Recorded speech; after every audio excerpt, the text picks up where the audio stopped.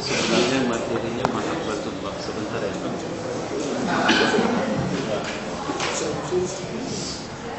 Sini aja Bu, sini aja.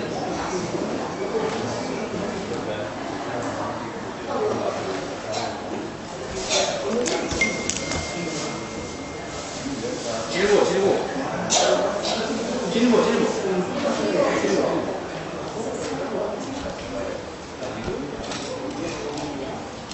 Saya sedang praktek materi.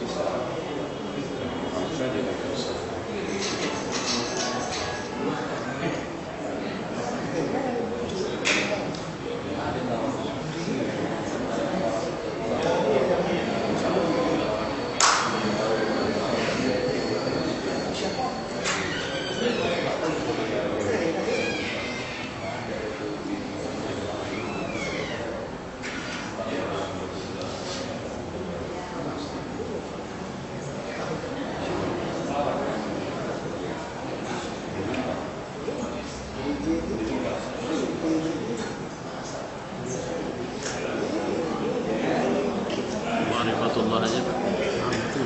Ma'rifatullah. Assalamualaikum warahmatullahi wabarakatuh. Alhamdulillahirabbil alamin wa bihi nasta'in ala umuri dunya waddin. Wassalatu wassalamu ala asyrofil anbiya'i wal mursalin wa ala alihi wa ashabihi ajma'in. Pertama sekali kita memuji syukur kehadirat Allah Subhanahu wa taala yang senantiasa mencurahkan rahmat karunia dan hidayah kepada kita bersama, sehingga dapat kita bersama-sama di masjid yang mulia ini dalam rangka mengikuti pengajian pada malam hari ini. Tak lupa juga salawat dan salam kita hadiahkan kehadiran Nabi kita Nabi besar Muhammad sallallahu alaihi wasallam. Semoga dalam mengikuti sunnah dan banyaknya kita bersalawat kepadanya termasuk dari orang yang mendapatkan syafaatnya. Bapak-bapak, ibu-ibu, jemaah mulia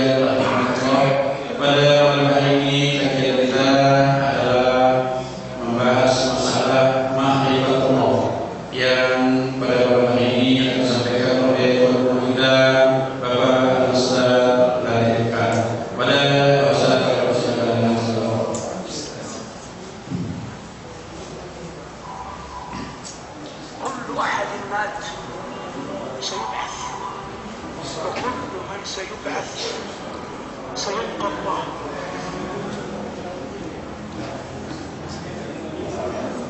كل أحد مات سيبعث، وكل من سيبعث سيلقى الله.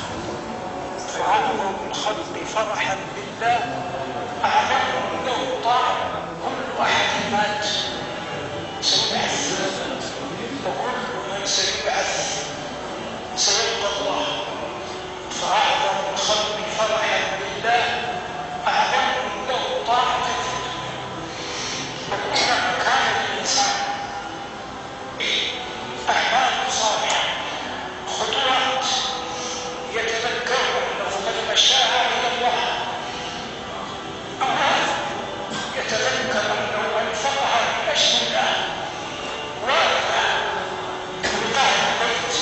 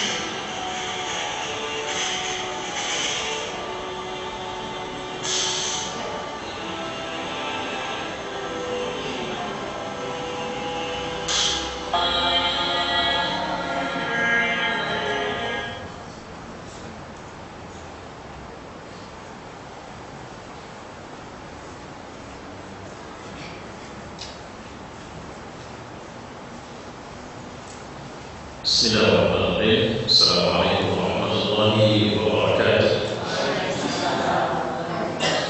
Alhamdulillahirabbil alamin, wassalatu wassalamu ala asyrofil anbiya'i wal mursalin wa ala alihi wa sahbihi ajma'in. Jemaah yang mulia, Allah memberi kebaikan kepada kita dengan menghimpun kita selalu dalam jamaah orang-orang saleh, berteman dengan orang-orang saleh, bermajlis dalam majlisnya orang saleh, dan mudah-mudahan Allah akan menetapkan akhirat kita juga bersama orang-orang saleh di dalam surga yang satu hari kelak. Pada kesempatan malam ini saya ingin mengajak kita untuk mendiskusikan satu topik di bawah judul besar kita Mahabbatullah. Judul besar kita adalah Ma'rifatullah, tapi topik khusus yang kita diskusikan ini adalah Mahabbatullah. Sebelumnya tadi saya menyampaikan Syekh Al-Ramsi, seorang ulama muda dari Saudi Arabia yang sekarang cukup banyak digemari tausiah-tausiahnya yang selalu menyentuh hati, dan memang karena sebab datang dari hati. Dia bicara tentang Mahabbatullah, dan ini merupakan karunia tertinggi yang Allah berikan kepada orang mukmin. Jadi puncak dari akhirnya Allah meridhai kita itu adalah munculnya cinta sama Allah, ya, mahabbah, adanya cinta. Dan kita tidak sedang bicara cinta dalam pendekatan nafsu. Kita sedang bicara cinta yang muncul dari keimanan. Ya, ada satu cuplik pernyataan beliau tadi. Seorang yang mencintai Allah, ketika Allah memberikan dunia kepadanya, dia tidak putus rindu sama Allah. Jadi seperti seorang anak yang ditawarkan sekian banyak permainan, dia tidak tertarik karena dia merindukan orang tuanya. Jadi dia menangis, dia merengek, dia menitiskan air mata, dia tidak bisa tidur. Disodorkanlah sekian banyak mainan sama dia, dikasihlah sekian banyak makanan sama dia, dia tidak. Kenapa? Yang dia rindukan adalah pertemuannya dengan orang tuanya. Nah, jemaah yang mulia, secara perlahan saya ingin bacakan topik yang sudah saya tampilkan ini. Kecintaan kepada Allah sebagai dasar untuk menjadikan semua ibadah atau kesalahan yang sah, yang saleh, dan iman dan ibadah yang sahih. Ya, jadi amal yang saleh dan ibadah yang sahih. Ya, amal yang saleh jangan berhenti di situ, tapi yang Allah ridho, dan ibadah yang sahih. Nah, ini yang sekarang kita banyak kali mengalami fitnah, di mana orang-orang banyak melakukan ketaatan tapi tidak sahih. Padahal sebenarnya beragama itu sederhana saja. Pegang saja Al-Quran, pegang saja Sunnah. Kalau bicara sholat, ikut saja. Kita ittiba. Ya, hakikat dari sebuah ibadah itu ittiba. Ittiba itu artinya mengikut. Siapa yang kita ikuti? Rasulullah SAW. Ketika yang kita lakukan di luar dari apa yang dia buat, tengok apakah ini tidak dibuatnya tapi dibiarkannya sahabatnya membuatnya, atau dia pernah berbicara tentang ini. Sudah di situ saja. Dan biasanya ibadah-ibadah mahdhah yang tidak ada perselisihan di dalamnya itu karena ada rujukan pasti dari Rasulullah SAW. Ya. Tapi kemudian semakin ke bawah, semakin banyak orang yang meracik. Kita sering menemukan bermulalah racikan-racikan itu dari pendekatan ahlu tariqah di zaman pertama, sekitar tahun pertama hijrah, maksud saya 100 tahun pertama hijrah tidak ada masalah, tapi 100 tahun kedua hijrah sudah mulai muncul orang-orang soleh yang tata cara kesolehannya dianut orang. Jadi orang sudah mulai, jadi artinya proses pencarian ilmu mengalami stagnasi. Muncullah seperti orang Hasan al-Basri. Karena dia orang yang sangat faqih, sangat dalam pengetahuannya terhadap agama, dan tidak sekedar itu, tapi dia melakukan tradisi kesolehan yang lain dari biasanya. Orang pun mulai ikut. Makanya muncul nama-nama tokoh di zaman itu seperti Junaid al-Baghdadi, Abu Yazid al-Bustami, dan macam-macam. Yang mereka membuka makam-makamnya, mereka tidak buka tarekat, tidak buka perkumpulan, tapi orang belajar. Misalnya, Ustaz, gimana caranya Ustaz bisa duduk betah mengaji begitu lama, baca Al-Quran begitu lama? Oh, saya itu mengawalinya dengan taubat dulu. Nah, ini yang saya maksud tadi, tarekat-tarekat yang akhirnya diikuti. Belakangan mulai muncul hauzah, kalau orang Syiah mengatakan, atau zawiyah, atau pondok, apalagi Ustaz. Pokoknya tempat di mana orang belajar secara khusus, yang akhirnya terlembagakan tarekat itu menjadi sebuah perkumpulan. Yang paling populer sampai sekarang ada itu Naqsabandi, gitu. Dan ini sebenarnya tidak sepenuhnya, ya, bukan saya mengatakan, karena nanti kalau kita ngajinya secara akademis, kita akan ketemu ada yang muktabar, ada yang ghairu muktabar. Tapi apapun yang namanya tarekat, biasanya ada syafaatnya, kalau istilah saya, ada nyelenehnya. Nyeleneh yang dimaksud ini bisa sampai salah atau tidak salah, tapi dia sudah memunculkan pikiran syubhat sama kita. Misalnya pelecehan terhadap hal-hal yang disebut dengan syariat. Jadi membagi manusia dengan pendekatan orang syariat, orang hakikat, orang ma'rifat, orang tarekat. Jadi orang-orang yang beribadah, ketika dia cuma memikirkan bagaimana cara rukuk yang benar, bagaimana bacaan yang benar, itu orang yang cuma beribadah berhenti di kulit, kata mereka. Nah, ini yang saya maksud tadi dengan istilah syafaat itu. Ya. Padahal tidaklah kedalaman ilmu, nah ini yang patut kita perhatikan, tidaklah kedalaman ilmu seseorang ditandai dengan berapa banyak dia menguasainya, tapi apa akhlak yang muncul setelah dia menguasai ilmu itu. Yang harus kita perhatikan bahwa semakin dekat ma'rifah seorang kepada Allah, maka tawaduknya di antara makhluk itu juga semakin tinggi. Itu tadi sekelumit yang disampaikan oleh Ustadz kita tadi itu, bahwa apapun dunia ini sampai kepada seseorang itu tak mengganggu rasa rindunya sama Allah. Karena tujuan besar dari kehidupan dia, bahkan surga itu adalah keinginannya untuk bertemu dengan Allah Subhanahu wa taala. Nah, jadi dari sini sebenarnya kita mulai, dan dari sini kita harus belajar. Dan tidak ada masa berhenti untuk belajar mencintai Allah Subhanahu wa taala. Ya. Baik. Amal tanpa didasari cinta akan merusak amal yang dikerjakan. Namun sebaliknya, amal berdasarkan cinta akan menghasilkan amal soleh yang dihayati dengan mendalam. Saya menceritakan bagaimana ketika seseorang hidup ini seperti ini, mohon maaf ya, saya pindah-pindah dulu. Nanti kita lihat, mudah-mudahan bisa nyambung ini. Saya ada menulis satu tulisan di grup Rumah Dakwah. Saya mau bacakan sebentar.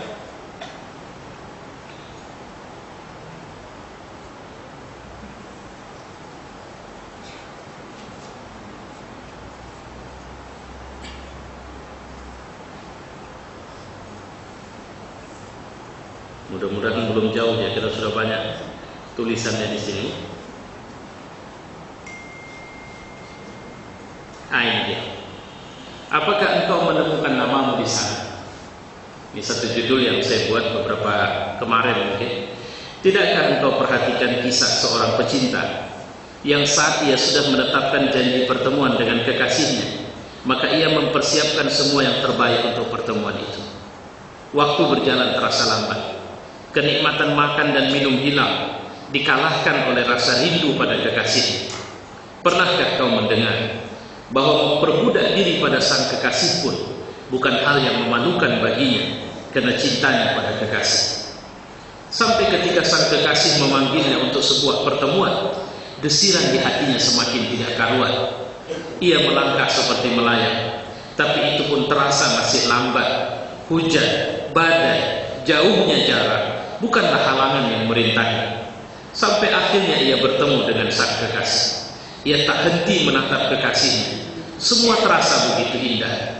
Walau ia hanya dapat menatap dari jauh, baginya akan sangat membahagiakan ketika ia tahu kekasihnya pun menatapnya dengan cinta. Kekuatan cinta itu memang unik.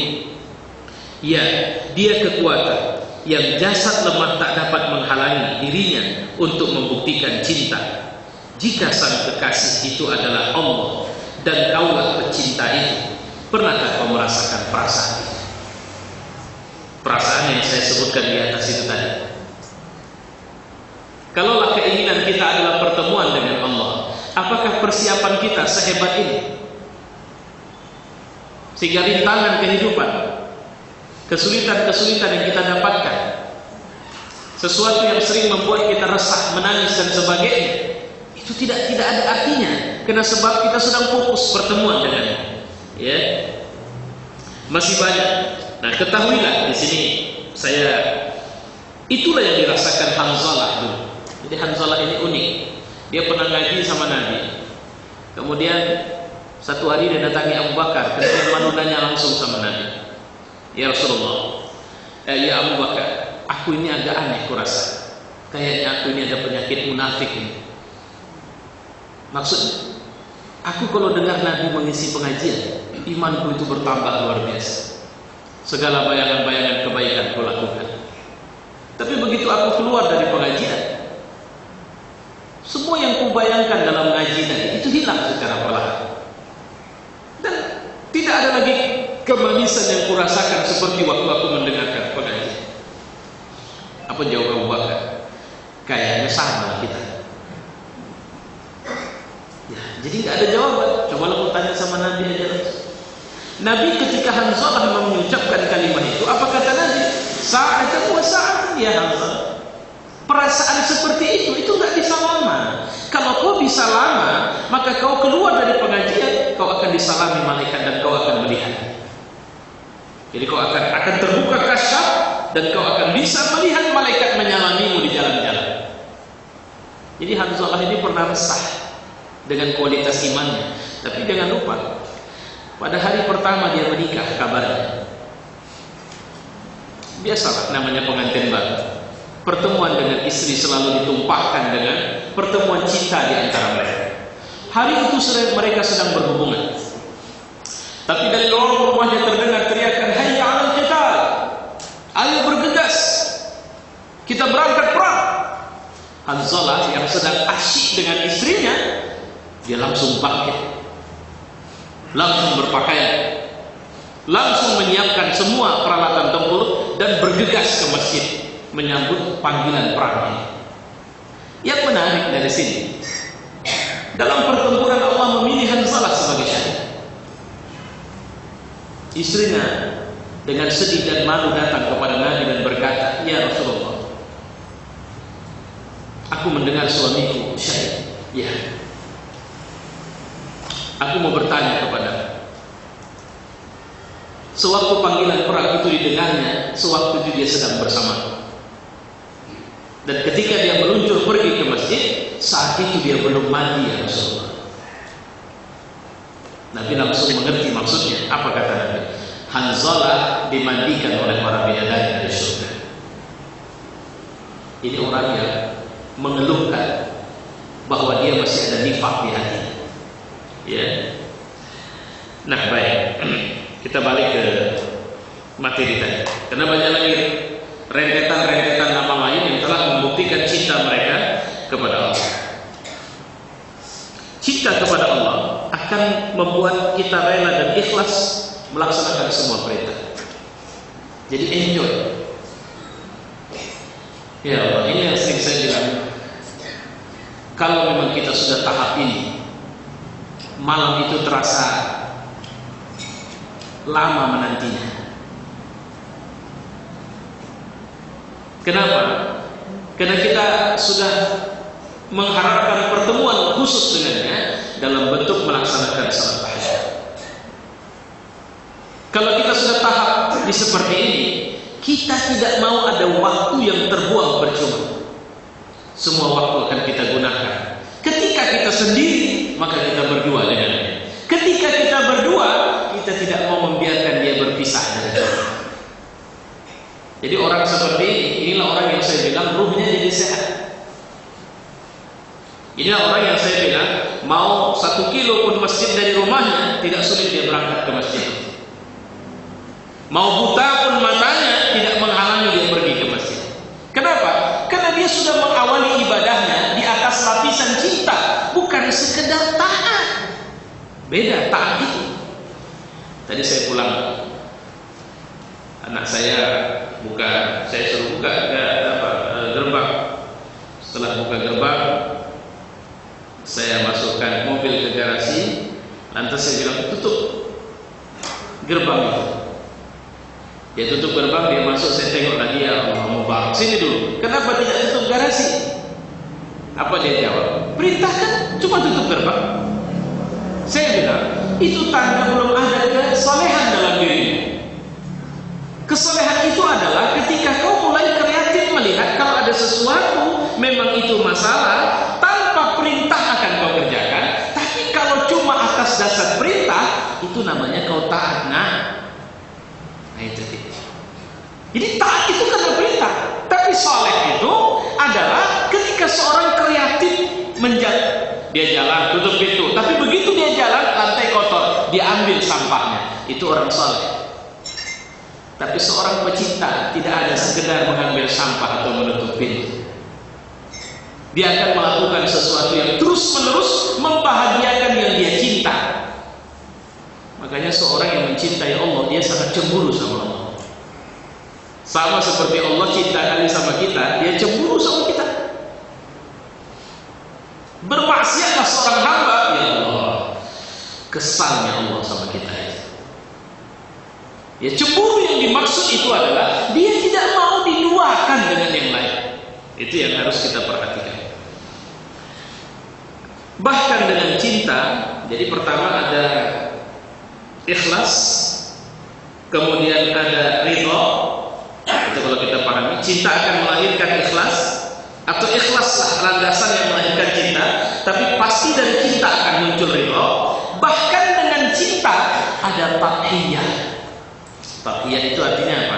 Sikap rela berkorban. Nggak usah ditanya. Apa yang menyebabkan ibu jual tanah, jual rumah pun nggak apa-apa asal anak itu bisa sembuh? Kalau cerita anak sakit, cinta. Ada kita tuntut? Tidak.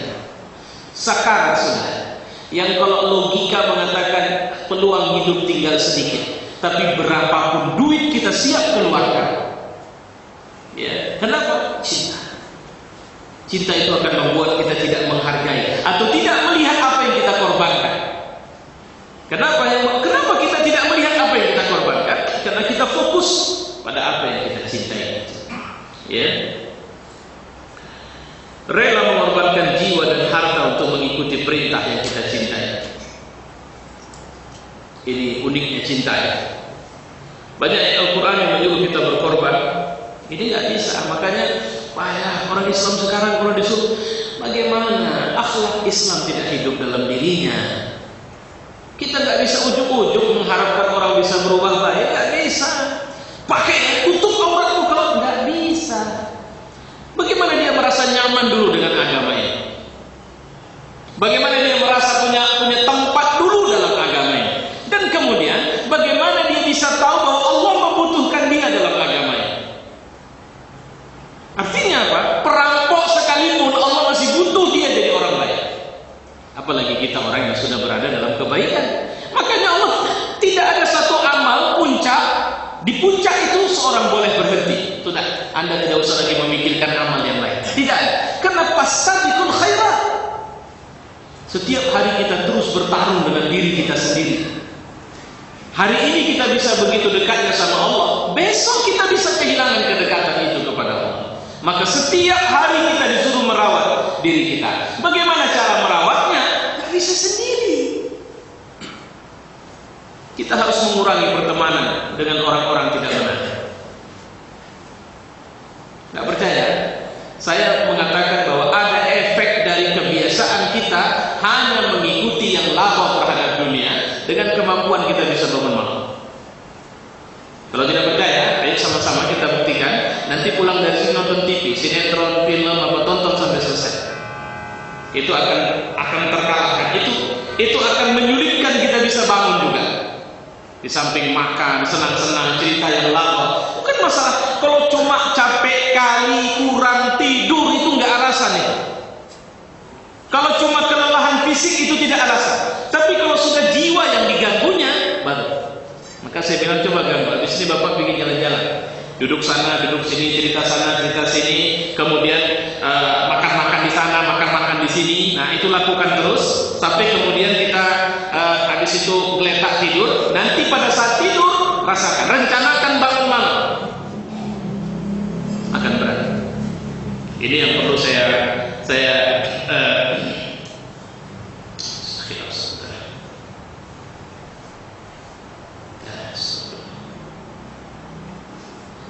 ya baik.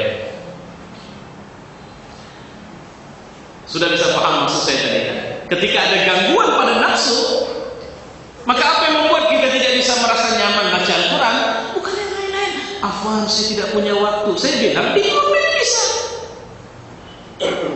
di pinggir jalan nunggu angkot bisa. Kalau kita sudah mencintai, kita tidak akan peduli dengan yang lain. Itu yang harus kita garis bawahi. Ya.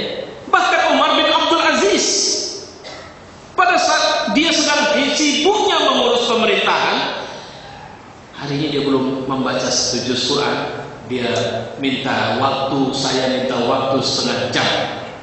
Rapat kita hentikan. Saya mau, ada kewajiban yang harus saya kerjakan. Pikir orang dia ngapain? Rupanya dia duduk membaca Al-Quran. Apa yang membuat dia bisa menghentikan rapat kabinet kalau bahasa kita? Untuk kenapa? Karena dia tahu betul dia tidak harus menginjeksi dirinya dengan Al-Quran setiap hari. Nah, bagaimana kita bisa menyebut kita orang yang mencintai Allah sementara hubungan kita sama Al-Quran lemah, laporan kita sama Allah lemah, ibadah-ibadah mahdoh yang lain lemah? Bagaimana kita bisa terlibat dengan semua kegiatan dakwah ketika hitungan-hitungan kita semua hitungan ekonomi, bukan hitungan cinta kepada Allah? Ya, oke. Cinta akan mempengaruhi kehidupan seseorang, baik cinta kepada Allah atau bukan. Cinta bukan kepada Allah sering membawa cinta kepada cinta buta yang tak terkendali, sementara cinta kepada Allah akan membawa damai dan tenang. Cintailah Allah, kita akan jadi suami yang baik bagi istri. Cintailah Allah, kita akan jadi istri yang baik bagi suami. Kenapa saya bilang? Karena Allah yang kita cintai tidak seperti madu atau tidak seperti istri lain yang dia tidak suka suaminya pergi ke istri pertama, kedua atau ketiga. Cintai Allah, dia akan ajari kita jadi orang tua yang baik. Cintailah Allah, dia akan ajari kita jadi pemimpin yang baik. Tapi cintailah hartamu, cintailah kedudukanmu, cintailah popularitasmu, maka semua itu akan mengajarimu menjauhi orang lain dan bahkan bisa dilakukan dengan cara yang sadis. Itu yang saya agak sedih tadi. Baru tadi saya lihat ada seorang nenek, berapa tahun umurnya, yang divonis 15 tahun penjara. Ya Allah. Baru tadi saya terduduk sebentar, saya pikir Allah luar biasa jahatnya gitu saudara. Nenek ini ngambil jati yang dia ditanam oleh suaminya. Cuma tanah itu masuk kawasan perhutani, oke lah secara hukum. Tapi dia ambil yang ditanam suaminya dan dia mau buat untuk tempat dia ngusuk, karena dia tukang tusuk. Saya tulis tadi di Facebook, saya kirim ke BBM, mungkin ada yang nyampe yang BBM. Nah, tahu lagi saya apa saya. Ini dia. Ketika kita mencintai dunia, kita jadi sadis. Itu dilakukan oleh Bashir al-Assad di Syria saat. Ketika kita mencintai kedudukan kita akan seperti orang-orang yang di Irak, orang-orang di Yaman, yang mereka tidak peduli saudaranya. Mereka tidak peduli siapa-siapa, kecuali mereka lebih peduli kepada jabatan mereka. Hukum kan bisa diatur. Apa sulitnya mengatur hukum? Tuhan pun kalau bisa diatur, mereka akan paksa Tuhan untuk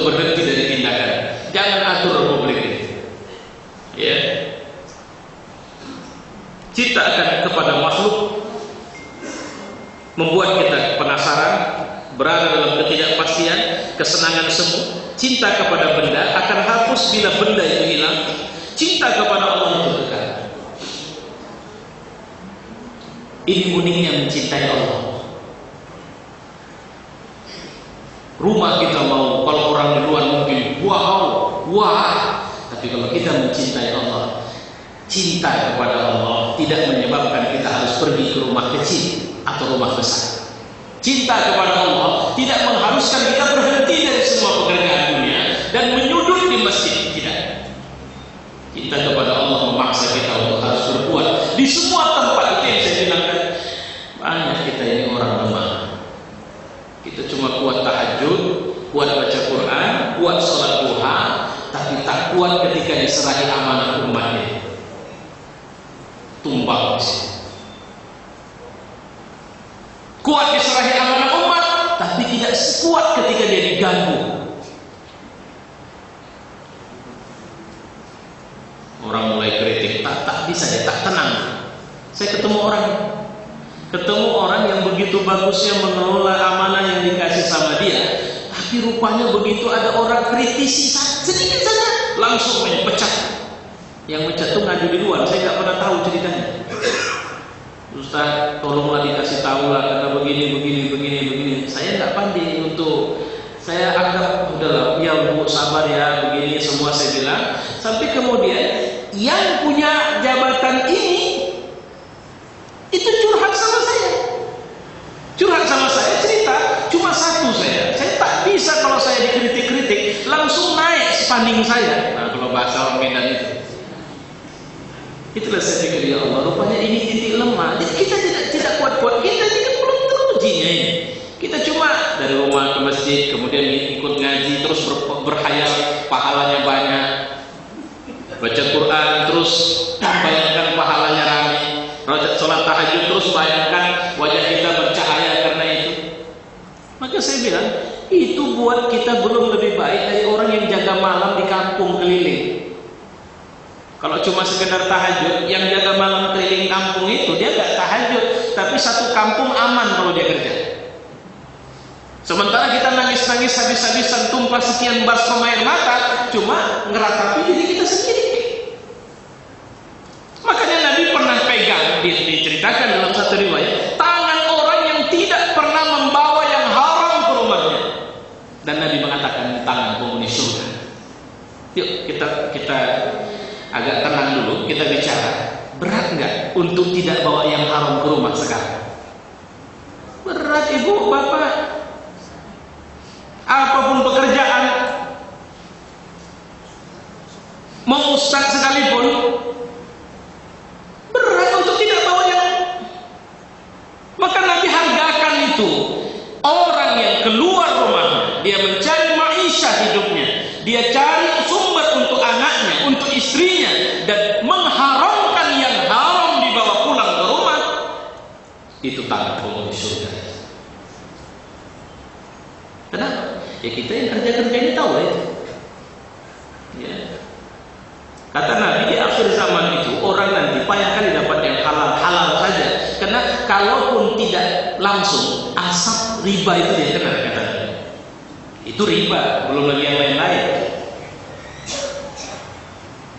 Ya, ini belakangan saya diajak orang, mohon maaf, saya mengelola sebuah travel umroh dia. Saya lihat, mari syarat apa semua saya perhatikan. Kedua, kalaupun saya ikut, saya cuma berusaha bimbing orang di sana. Saya nggak mau orang pulang lebih buruk dari sebelum dia berangkat. Saya mau dia ilmu lebih bagus, ibadah lebih oke, ruh lebih mantap. Kalau kalian mau, jangan ganggu saya ngurusin itunya. Oke, saya ikut. Dan kedua, saya mau kalian jangan ngakal-ngakali orang di sini. Karena penyakitnya diakal-akali.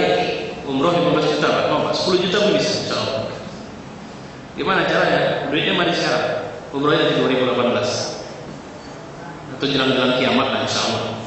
Kalau itu bisa gratis lah. Ya. Makanya saya bilang, kita berpikirlah bahwa semua ini akan dipertanggungjawabkan kepada Allah. Dan akan sangat sedih sekali kalau ada yang kita dapat dari Allah tidak termanfaatkan untuk akhirat, cuma untuk dunia. Itu yang membuat Ibrahim alaihissalam tidak bisa tidur dia kalau masih ada makanan sisa di rumah. Cari orang miskin, antarin. Mungkin ada yang belum makan malam ini. Itu tipikal Nabi Ibrahim. Nabi Muhammad begitu juga, tak tenang dia. Ada titipan orang untuk kuserahkan sama orang miskin, ya Aisyah. Coba kau bagi, aku tidak mau kematian datang, itu masih ada sebab. Ya Allah. Kalau kita amanah orang kayak punya kita sekarang. Coba bayangkan ya. Ya, ini kehilangan cinta. Cinta kepada benda akan hapus. Nah, manakala cinta kepada Allah akan membawa ketentraman. Kita dibolehkan cinta kepada manusia atau benda asalkan dibawa derajat cinta kepada Allah. Umar pernah datang kepada Nabi, ya Rasulullah, aku mencintaimu setelah dirimu. Belum cukup Umar. Jadi bagaimana kau cintai aku lebih dari dirimu? Apa kisah yang saya ada baca nggak? Kisah yang saya masukkan di WhatsApp juga tentang sahabat, kisah berseri belum tuntas, 2 seri baru saya kirim.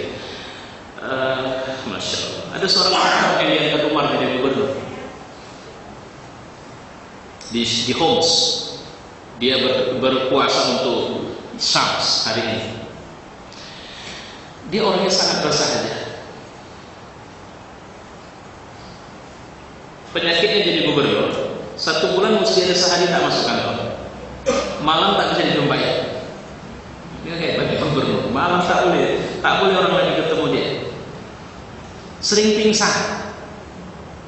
Tiba-tiba nanti pingsan, nggak tahu sebab pingsan. Kata orang waktu melapor sama Umar. Ya.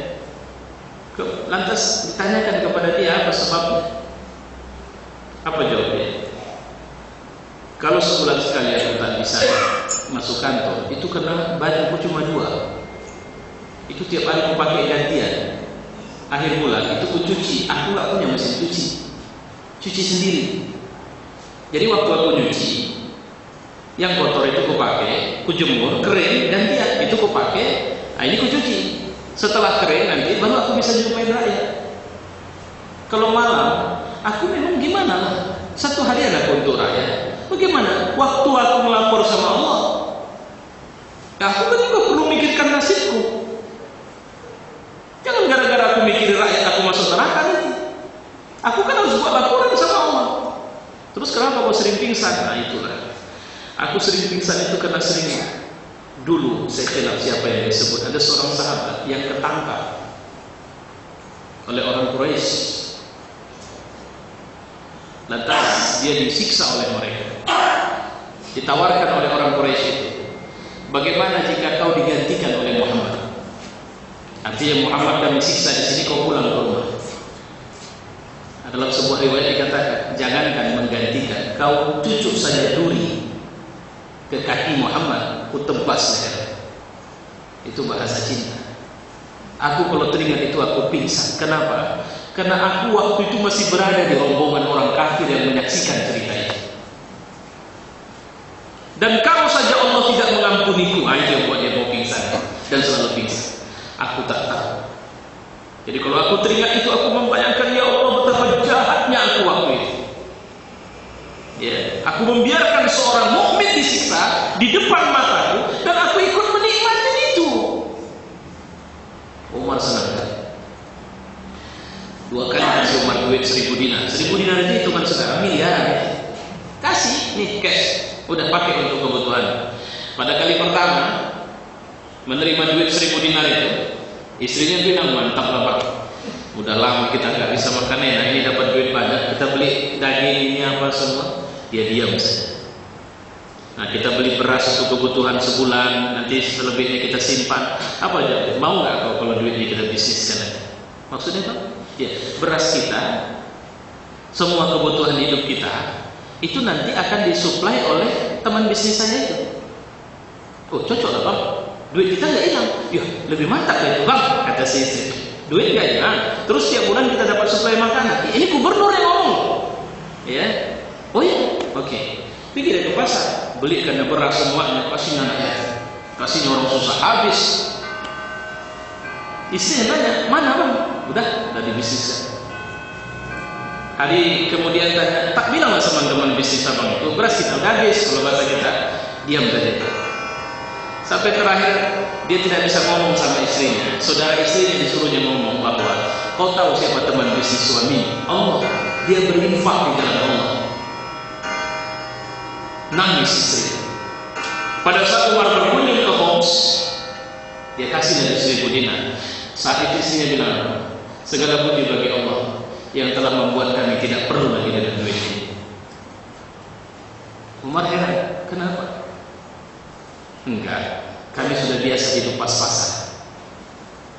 Jadi izin nggak kalau duit ini kami bisniskan lagi? Nah itu bahasa dia. Jadi duit ini kami bisniskan. Jadi nggak ada duit pre sama dia, semua dibisniskan ya Allah. Apa yang membuat dia seperti itu? Cinta. Loh, siapa bilang dia tidak mau duitnya? Kalau bisa kita harus punya duit lebih banyak. Kenapa? Karena banyak orang-orang Muslim kena lemahnya ekonominya, dia hancurkan agamanya. Kita harus jaga mereka dengan duit yang kita punya. Banyak mereka maksiat karena mereka tidak dekat sama Allah, karena mereka tidak punya duit. Kampung-kampung itu mesti banyak. Kalau tadi siang terus terang, saya harus kali ketiga bilang. Sekarang ini terdetak saya. Ya Allah, sekarang sudah habis. Ada bukan 1, 2, tapi banyak kampung ulama sudah tidak ada. Kalau ulama sudah tidak ada, siapa yang jaga umat? Itu satu kampung. Sekarang bukan cuma satu kampung, satu kecamatan, satu kabupaten, satu kota. Tidak ada lagi ulama yang takut sama Allah. Nah kalau sudah begini, nah itu cinta kepada yang bukan kepada Allah biasanya didasari syahwat, dan cinta kepada Allah didasari iman. Jadi kalau kita peras iman itu ketemu nanti al-wala wal bara. Dari sinilah keluar cinta ya. Ya, jadi dari satu wala wal bara, loyal. Ini nanti ngaji kita ada ya, materi al-wala wal bara. Pada saat saya menyampaikan materi ini, saya akan memegang secara khusus buku yang ditulis oleh Al-Qahtani yang judulnya memang al-wala wal bara. Supaya kita tahu benar nggak kita mukmin atau beriman yang kita sekarang, atau seperti ditanya oleh Muhammad Qutb, hal nahnu muslimun, apa kita memang muslim ini sekarang? Ya, baik. Syahwat akan mengendalikan diri kita, dan kita akan memperturutkan syahwat yang dapat membahayakan kita. Manakala iman akan membawa kepada kebaikan. Kalau syahwat dia tidak pernah biarkan kita tenang. Baiklah bapak ibu punya gaji besar, ada. Coba tanya, setelah punya gaji besar berhenti nggak kebutuhan? Ada yang belum terpenuhi lagi. Kebayang lagi itu sesuatu yang lebih. Makanya saya terus terang, kalau saya senang, yang sering saya pikir, saya sering iri sama orang yang bisa ngurusin masjid. Dia ngurusin masjid, dia dikasih rumah, anak istrinya tinggal di situ, pendidikannya juga ditanggung. Ya Allah, saya pernah jumpa itu orang begitu, saya bilang, saya iri betul sama abang. Kenapa abang nggak pernah keluar dari area masjid hidupnya? Dunia abang udah ditanggung orang banyak. Abang bisa beribadah dengan baik. Tapi kalau terpleset juga di sini, nah, dia itu sedikit orang dikasih Allah kelebihan. Cuma kita anggap apa? Itu bukan kelebihan, itu rendah, itu pak tukang suruh itu namanya. Yeah. Padahal intinya kedudukan kita mau setinggi apapun, mau presiden sekalipun, nggak ada urusan sama Allah. Mati sama dengan matinya rakyat biasa. Usah merasa hebat di sini. Nah, bagaimana kita bisa merasa dan masuk kepada ahlinya Allah? Kita harus mendaftar dalam daftar mencinta kepada-Nya. Dan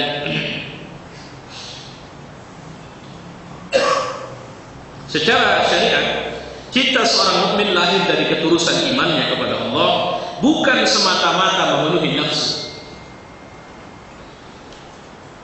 Jadi kualitas cinta nggak bisa dikarang-karang, nggak bisa dibuat-buat itu.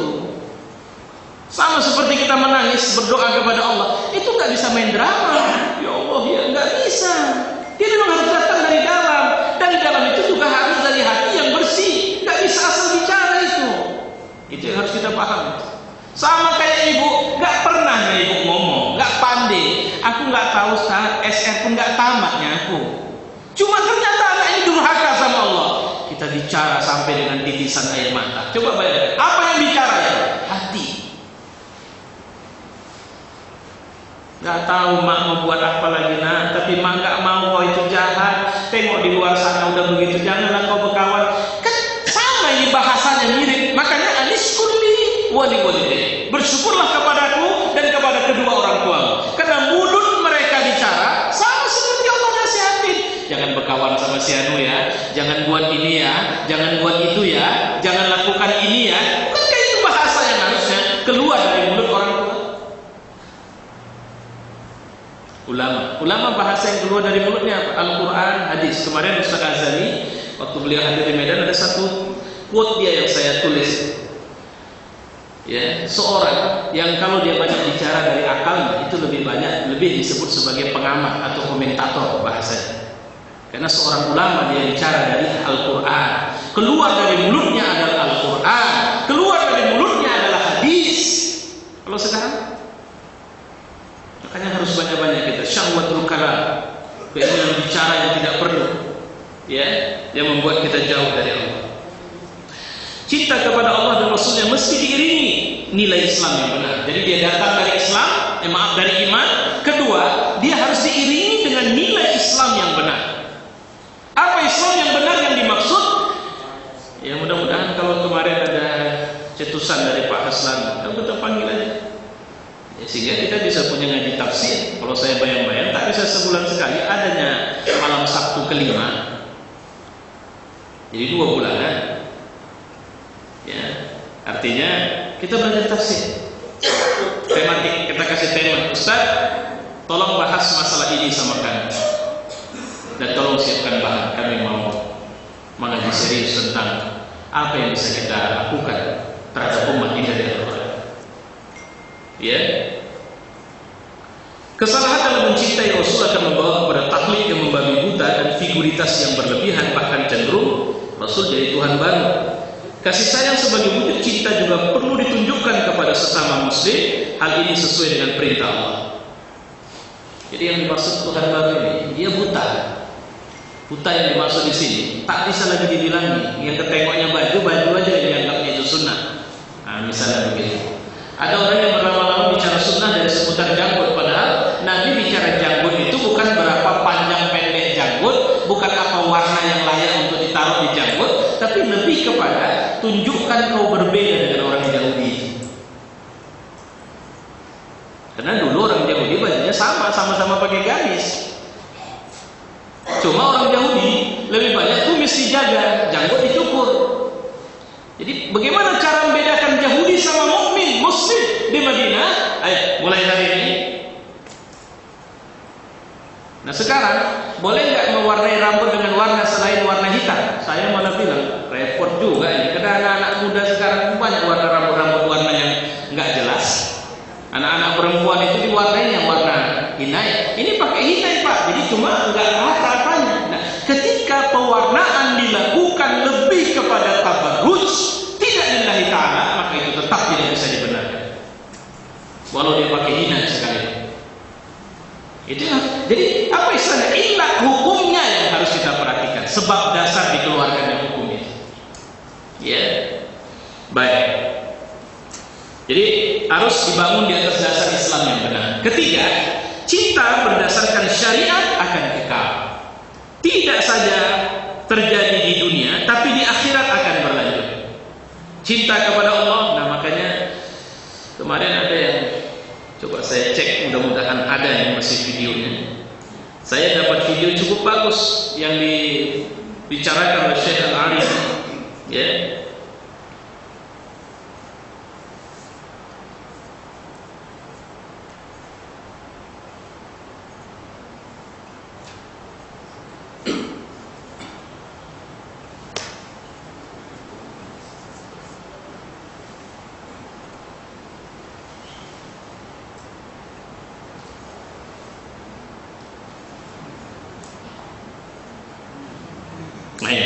بل يقول الحسن البصري رحمه الله تعالى: استكثروا من الاصحاب الصالحين في الدنيا فانهم ينفعون يوم القيامه. استكثروا من معرفتهم. قيل له: كيف ينفعون؟ فقال الحسن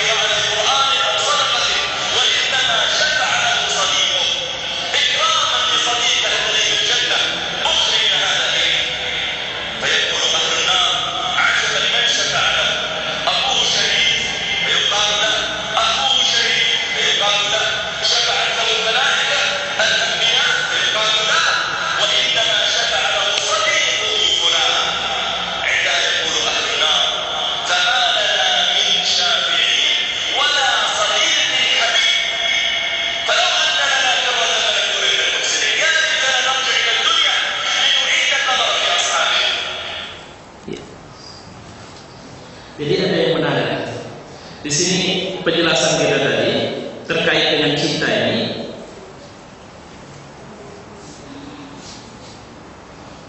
Wujud cinta harus ditunjukkan kepada sesama muslim.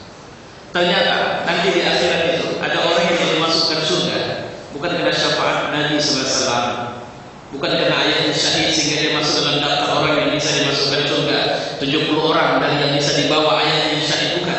Tapi lebih karena temannya di surga gak tenang tinggal di surga karena sebab saudaranya atau temannya masih di dalam neraka. Jadi bagaimana caranya? Ya udah, sekarang ini intinya bagaimana kita punya qarib itu adalah orang-orang yang mencintai Allah, supaya satu hari kelak kekurangan kita terbantu olehnya. Ini yang harus kita bangun. Jadi nggak usah bicara tren atau tidak tren, cocok atau tidak. Ini alhamdulillah kalau saya banyak orang-orang besar, saya apa besar di dunia tapi rendah di hadapan Allah untuk apa? Biarlah rendah. Tapi kan kalau bisa besar di dunia tapi tinggi di mata Allah, itu yang kita butuh untuk kita bangun sekarang. Ya, yang keempat, yang patut kita perhatikan juga, cinta berdasarkan syariat tadi yang saya sampaikan. Para sahabat, ya, mereka itu sedia berkorban untuk kepentingan Nabi dan Islam, sehingga bagi mereka melindungi Nabi itu jauh lebih utama. Keterlibatan dalam event-event besar Islam. Kalau hari ini saya sebenarnya sedang berpikir tugas besar kita ini membibitkan kembali para alim ulama. Itu tak bisa tidak. Itu yang sudah kurang sebenarnya. Jadi kalaupun ada satu lembaga telah melakukannya, maka harus muncul lembaga-lembaga lain yang juga harus melakukannya. Itu satu. Kedua, merawat ulama-ulama rabbani yang masih hidup di tengah kita. Perawatan ini bukan perawatan fisiknya, tapi menjaga dia, membackup dia. Kenapa? Karena jika sampai datang fitnah besar melanda negeri ini, maka mereka lah tokoh besar yang harus ada di depan. Tidak bisa kita menyelesaikan fitnah itu pakai duit, guys. Maaf cakap, kurang apa Abu Rizal Bakri dengan semua kemampuan keuangannya? Cuma persoalannya secara politis dia tidak berpihak kepada orang yang berkuasa, bisa dirusak. Yang kalau kita lihat macam lawak-lawaknya yang satu misalnya, tapi karena dia berkepentingan yang dengan lawak itu bisa dibesarkan. Di zaman fitnah, orang yang bisa mengingatkan dan menyabarkan kita itu hanya orang yang dekat sama Allah Subhanahu wa taala. Malangnya ini yang secara perlahan yang kita. Nah, Bapak Ibu, insyaallah mungkin sementara yang bisa saya sampaikan ini, nanti kita akan masuk ini ya, di waktu lain, insyaallah. Mudah-mudahan rezeki kita masih bisa ketemu. Insyaallah saya juga mohon doa. Kalau doa yang saya minta, jadi kalau saya mau berangkat, saya minta doa ya. Ya, saya mau berangkat umrah insyaallah nanti tanggal 15 sampai tanggal 25. Saya minta doa pertama, tolong doakan saya bisa tetap ikhlas, tetap tawakal, tetap sabar, dan insyaallah intimah itu keterlibatan saya dalam dakwah lillahi ta'ala sepulang dari sana itu akan jauh lebih baik. Saya berdoa itu. Tapi kalau ibu bapak mau minta sama saya, insyaallah saya akan meminta kepada Allah di sana. Ya Allah, ya walaupun sebenarnya kita minta sama Allah di mana tempat, oke, tapi di sana ada tempat-tempat yang memang dikhususkan sebagai tempat istijabah. Itu saja yang lebih ini. Dan semoga Allah juga nanti satu hari kelak, mudah-mudahan ada waktu kapan kita bisa rombongan berangkat ngajinya di sana, kita malam satu dan terus. Rombongan pengajian Masjid Al-Muhajirin melaksanakan pengajian di Masjidin Nabawi, Masjidil Haram, insyaallah. Bisa dirancang itu, apa susahnya merancang itu? Tinggal pikirkan bagaimana caranya. Ya, beberapa orang, satu rombongan berapa, tinggal begitu saja. Kenapa yang cocok? Bayangkan jamaah pengajian kita duduk sama di pelataran Masjidin Nabawi. Saya sudah bayangkan ya Allah, tidak sakit. Insyaallah, mudah-mudahan saya yakin ketua MTC sudah mendengarnya langsung. Assalamualaikum warahmatullahi wabarakatuh. Silakan kalau ada pertanyaan.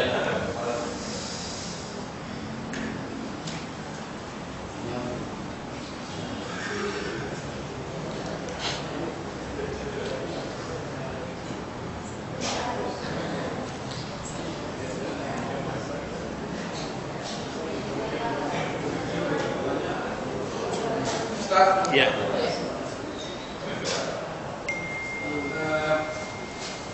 Tentang yang tadi Ustaz, bukan masalah cinta, tapi tentang sedikit tadi tentang ujub tadi Ustaz. Saya kalau nggak silap di masyarakat siapa? Wihanto. Ya. Satu lagi kalau nggak silap saya juga Jalaluddin Rahmat. Jadi potensi wujud, sifat wujud dalam kita itu sangat besar. Besar kan? Saya tak mau lagi antum sebut-sebut nama Jalaluddin Rahmat di pengajian. Enggak, karena ini saya posisinya positif tinggi. Enggak, saya mungkin agak subjektif aja sekarang. Enggak mau positif thinking, saya negatif thinking udah sama dia. Ya, enggak, saya tidak sedang bercanda kalau dia. Saya serius. Kenapa? Karena bukan tidak sahih pemberitaan bahwa ada agenda 2018 menuju 2020 di Indonesia. Dan kemudian ketika 34 orang yang menyerang Az-Zikra itu bertaubat dan mereka kembali kepada Islam, manusia yang protes habis itu adalah Jalaluddin Rahmat. Jadi nama dia baik, tapi tingkah dia tidak baik. Maka buat sementara tolong hindari nama itu dari saya. Itu aja. Yang lainnya boleh. Ya. Jadi ada banyak orang kafir, tapi yang satu ini saya tidak mau. Itu aja. Mohon ampun saya sama Allah SWT. Mudah-mudahan Allah kasih hidayah dia bisa masuk Islam. Itu aja. Ya, silakan. Enggak, dia belum siap Pak. Ini harus ditegur ini. Kalau enggak terus kemana-mana nanti apa aja. Silakan lanjutkan. Jadi Islam potensi sifat wujud dalam diri kita itu besar. Ketika Allah berikan ruhnya, maka yang ada 99 itu mungkin lebih, masuk juga dalam diri kita. Jadi potensi untuk berbuat dosa wujud itu sangat besar. Makanya kalau saya bilang enak kali jadi Rasul, atau paling enak jadi malaikat, atau paling ekstrim paling enak jadi tumbuhan. Jadi malaikat tidak pernah berbuat dosa, tidak pernah wujud. Jadi Rasul sedikit berbuat wujud, langsung teguran sama Allah. Atau jadi tumbuhan yang tidak pernah sama sekali. Kalau binatang yang udah karuan sekali. Jadi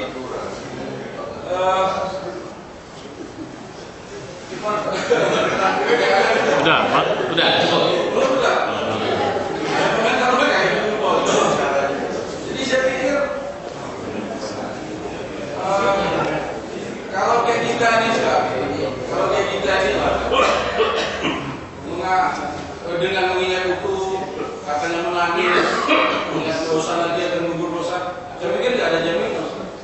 Nggak akan ada jaminan itu. Saya pikir apa hadisnya sahih atau tidak? Kalau kita dosa terus dengan melecehkan mata Allah pun habis dosa kita, saya pikir nggak kayak gitu.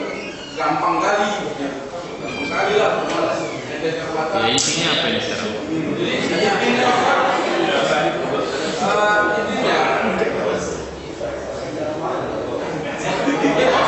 Baik, silakan. Enggak, silakan. Beliau nggak bertanya ujungnya, karena beliau memberikan pandangan. Silakan.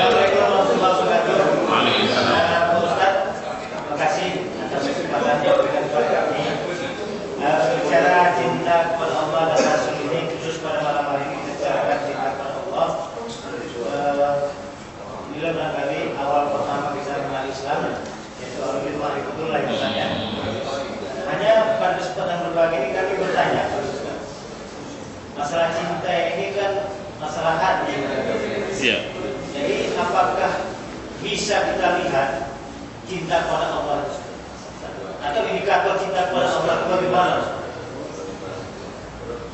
Baru mau kita bahas tadi Pak. Jadi kalau pertanyaannya apa tanda cinta, kan itu ya Pak ya. Tadi baru mau masuk ke situ, saya bilang nanti pelajaran mendatang. Apa memang harus saya sampaikan sekarang? Ya, Hah? Sampaikan aja. Sampaikan harus buka lagi kitabnya. Sabarlah ya. Tapi salah satu tanda cinta kepada Allah adalah istiqomahnya dia untuk menjalankan ibadah yang Allah kepada Allah. Kedua, tidak pernah mau bersinggungan dengan hal-hal yang syirik. Ini yang secara umum saya sampaikan ya. Ketiga, intimak dia, itu yang saya bilang tadi, keterlibatan dia kepada kegiatan-kegiatan yang membesarkan Islam itu dilakukannya dengan tulus. Karena seseorang ini, saya ada kesaksian seorang teman waktu tsunami Aceh. Ini pelaku sejarahnya langsung. Jadi hari pertama tsunami dia sudah sampai di sana dengan taburan mayat sudah di mana-mana. Ya. Jadi yang menarik adalah ketika ternyata dia ikut ngangkatin mayat itu. Dan sudah pada bau sampai akhirnya bertemu dengan mayat seorang ibu yang masih berjilbab, bermukena, dan mayat ini wangi. Jadi mayat-mayat yang lain sudah dikumpul di satu ruangan dan itu menebarkan bau yang tidak enak. Satu mayat saja sudah bau, apalagi sekian ratusan mayat dikumpul mereka. Tapi begitu mayat yang wangi ini masuk ke dalam ruangan itu, bau bangkai itu hilang dan dia saksinya, orang yang masih hidup. Bau bangkai itu hilang, berubah menjadi bau wangi. Hanya satu mayat. Siapa? Seorang ibu yang saya yakin dia bukan pejabat di Aceh sana. Atau mungkin tidak ada orang yang kenal dia sebagai orang terkenal di sana. Mungkin dia seorang nenek yang hari-harinya menghabiskan waktunya dengan ibadah. Jadi jangan takut untuk mengambil cinta Allah, maksud saya itu bisa dilakukan terang-terangan atau ketika kita sembunyi. Ya, nah, jadi kalau nanti akan lebih tegas kita, karena yang mau kita bincangkan ini bukan tanda Allah. Ini ada dua tanda nanti. Tanda kita cinta sama Allah dan tanda Allah cinta sama kita. Nah itu yang harus digarisbawahi. Jadi pelajaran kita selanjutnya itu alamat cinta itu bukan tanda-tanda cinta Allah atau mahabbatullah. Enggak begitu, tapi apa tanda kita ini cinta sama Allah? Apakah orang yang mencintai Allah tidak bisa berdosa? Bisa. Tapi apa tanda bahwa dia mencintai Allah? Seorang mukmin ketika melihat dosanya seperti melihat gunung yang mau menimpa dia. Tidak ada ketenangan lagi. Tidak ada rasa nyaman lagi. Seperti demam rasanya membayangkan dosa itu sudah terjadi. Itu tanda seorang mukmin yang cinta kepada Allah. Nah, tapi nanti ada tanda. Apa tanda Allah cinta sama kita? Ya, oke. Saya pikir kita keep aja Pak. Insya Allah nanti kita diskusi. Ya.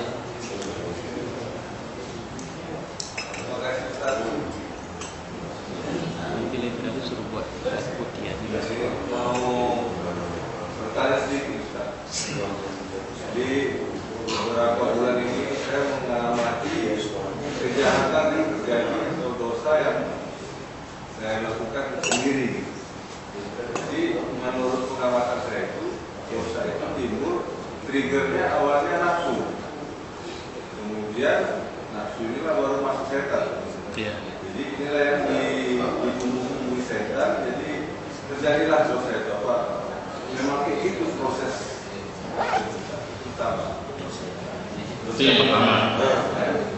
Dan kedua Ustaz, ini akan menyimpang dari pertanyaan pertama. Mengenai Al-Quran, surat-surat Al-Quran itu Ustaz. Penamaan surat-surat Al-Quran itu, Al-Quran kan sebelumnya tidak ada nama, masing-masing surat. Apakah penamaannya itu setelah proses pengumpulan ayat seperti itu, atau memang sudah ada Ya. Baik, saya jawab langsung bahwa nama-nama surat Al-Quran itu memang sudah diwahyukan dari sejak awal. Jadi begitu nanti turun surat, Nabi kan punya tim penghafaz dan penulis. Nabi panggil mereka, masukkan ini dalam kelompok surat ini dan masukkan dia di bawah ayat yang ini. Itu langsung Nabi perintahkan. Jadi pengelompokan surat Al-Baqarah, surat Al-Fatihah itu sudah langsung memang. Jadi Nabi sudah dikasih wahyunya. Jadi begitu turun sepotong surat dari surat Al-An'am, Nabi panggil di sini, kau tuliskan ini dan taruhkan dia di bawah ayat ini. Nah, sehingga bisa jadi nanti di bawah ayat ini atau di sela antara ayat ini dengan ayat ini, karena bisa jadi ayat yang selanjutnya di luar turun, baru ayat yang yang pertama malah belakangan turunnya, bisa jadi. Jadi bukan komplit satu surat langsung turun, kan peristiwa demi peristiwa dia. Dan itu sudah diwajibkan. Sehingga yang sampai kepada kita sekarang ini sepenuhnya wahyu Allah. Percayalah, Allah jaga. Bahkan cetakan salah pun kita bisa tahu walau satu huruf sekalipun.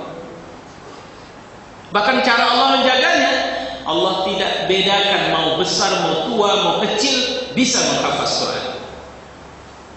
Nah, ini luar biasa. Inilah satu-satunya kitab yang luar biasa seperti ini. Ya, jadi nggak percaya, coba tes. Saya udah tua, Ustaz, udah banyak lupa. Coba tes. Tinggal memilih waktunya aja. Karena salah satu dulu Imam Malik kepada Imam Asy-Syafi'i, ketika Imam Syafi'i mengeluhkan hafalannya yang agak buruk, padahal dia hafal Al-Muwatta itu.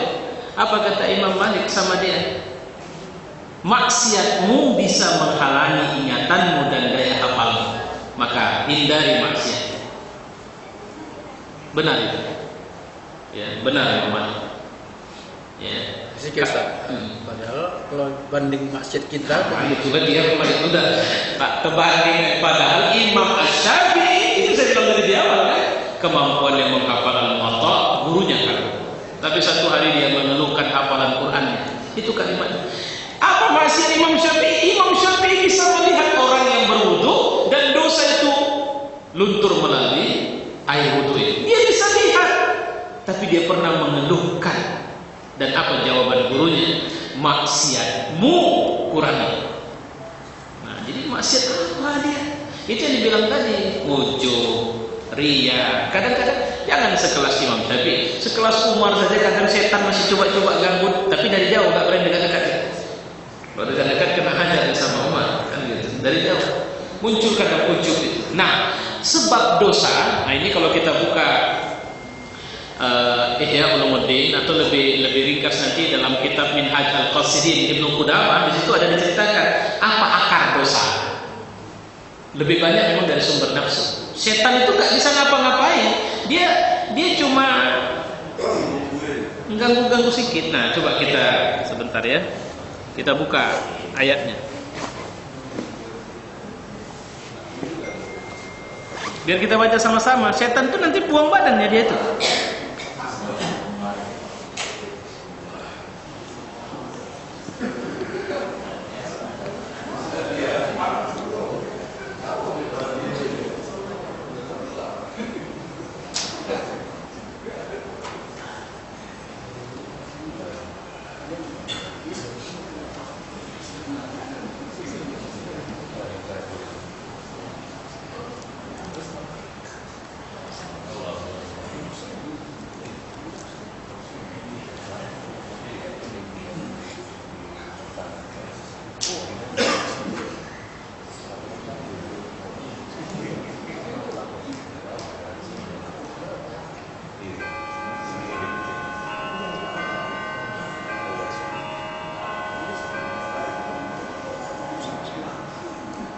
Nah ini kalimat setan di neraka ini. Siapa yang mau ikut muktamar khusus ini silakan. Ini kada pertemuan di neraka baru dengar jawabannya nanti. Nauzubillah. Dan berkatalah setan tatkala perkara hisab sudah diselesaikan, sungguh Allah telah menjanjikan kepadamu janji yang benar, dan aku pun telah menjanjikan kepadamu, tapi aku menyalahinya. Sekali-sekali aku tidak ada kekuasaan bagiku terhadapmu, melainkan sekedar aku menyeru, kau mau. Oleh sebab itu, jangan kau mencerca aku, akan tetapi cercalah dirimu sendiri. Aku tidak dapat menolongmu, dan kamu pun tidak akan dapat menolongku. Sungguh, aku tidak membenarkan perbuatanmu mempersekutukan aku dengan Allah sejak dulu. Sungguh, orang-orang zalim itu akan mendapat siksa. Jadi, salahkan dirimu sendirilah. Aku suruh kau berzina, kalau kau nggak mau ya nggak apa-apa. Cuma kau mau kan? Nah, kira-kira begitulah bahasanya. Aku nggak punya kuasa. Allah janji Allah benar. Aku janji sama kau, dan kau tahu betul aku pasti menyalahi janji. Kau ikut juga. Lantas siapa yang salah? Jangan kau tuduh aku. Nah, di ujungnya itu kalau mau dibilang kalimat, kalian tengok aku di mana rupanya? Kalian pikir aku lebih enak dari kalian? Nah, kira-kira begitu. Akhirnya tak bisa ngomong. Nah, ini tentang. Nah, ada lagi yang mencoba menuduh pemimpin-pemimpinnya. Ini dia. Faqala ad-du'afa'u lil ladzina istakbaru, dan mereka semua di padang mahsyar akan berkumpul menghadap kehadiran Allah. Ini para Joko Wars apa semua ini, relawan-relawan ini kumpul nanti semua di sana. Lalu berkatalah orang lemah kepada orang-orang yang sombong, istakbaru ini orang-orang yang punya kekuasaan yang mereka dukung. Nauzubillah min dzalik. Sesungguhnya kami dulu adalah pengikutmu. Aku yang buat page waktu itu. Nah, kalau pokoknya semualah kan, ya. Maka dapatkah kau menghindarkan kami dari azab Allah walau sedikit saja? Tolonglah bantu kurang sedikit aja azab sama kami. Apa kata mereka? Seandainya Allah memberi petunjuk kepada kami, niscaya kami dapat memberi petunjuk kepadamu. Sama saja bagi kita.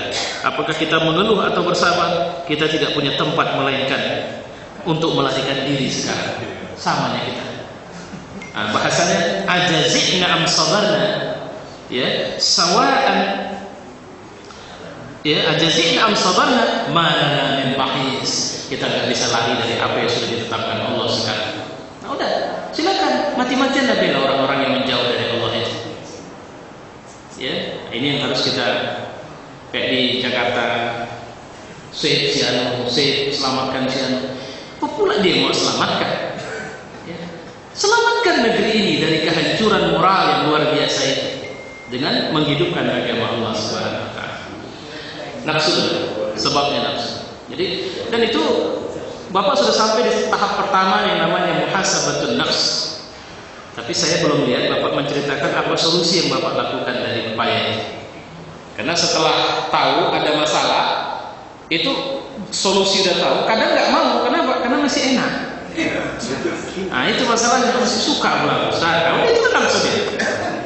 Ya, itulah nafsu. Ya, Allah alam besar. Oke, cukup. Kita doa. Alhamdulillahirabbil alamin. Wassalatu wassalamu ala asyrafil anbiya'i wal mursalin wa ala alihi wa sahbihi ajma'in. Allahumma ij'al hadha jam'ana fi hadha al-majlis jam'an marhuma wa tafarruqna min ba'dihi tafarruqan ma'suma.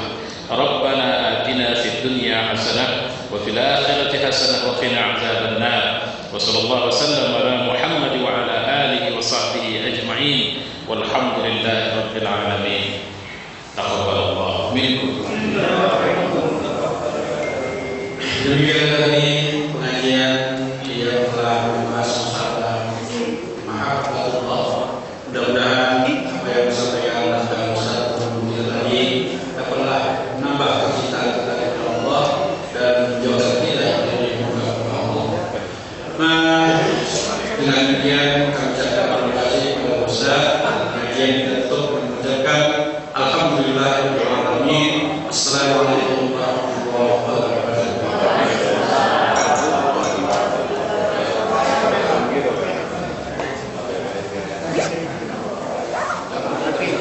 Minggu Pak, insyaallah jam 2 terbang. Bisa.